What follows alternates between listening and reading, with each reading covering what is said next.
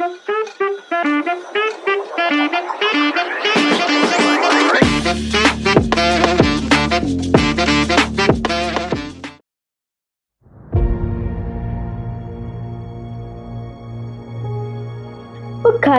sebuah bandar diraja yang kaya dengan sejarah dan warisan. Di sinilah tersimpan pelbagai kisah yang membentuk jati diri generasi hari ini.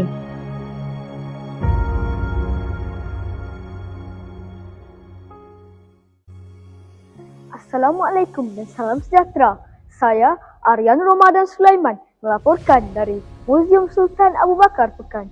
Hari ini kami membawakan kepada anda bagaimana ilmu dan teknologi digabungkan untuk memperkasa generasi muda. Terletak di daerah Pekan, Muzium Sultan Abu Bakar merupakan antara muzium tertua di negeri Pahang. Bangunan ini dahulunya sebuah istana yang kini menjadi pusat penyimpanan khazanah sejarah negeri. Pelbagai artifak diraja, manuskrip lama dan bahan bersejarah dipamerkan untuk tatapan generasi hari ini.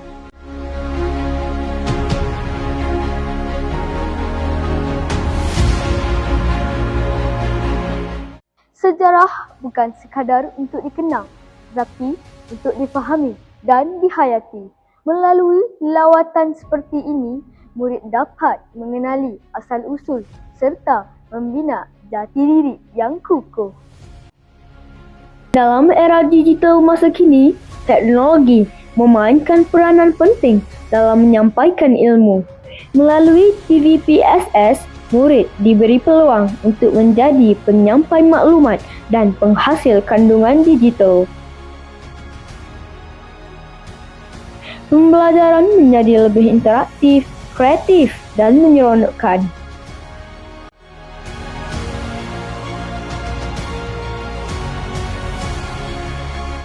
Ilmu yang dipupuk sejak kecil akan membentuk generasi yang berpengetahuan dan berwawasan.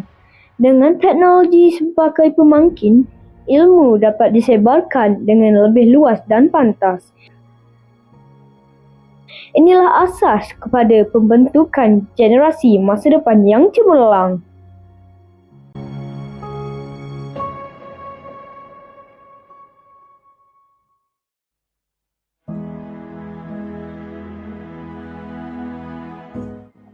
Kesimpulannya, gabungan ilmu dan teknologi mampu melahirkan generasi yang bukan sahaja celik sejarah, malah bersedia menghadapi cabaran global.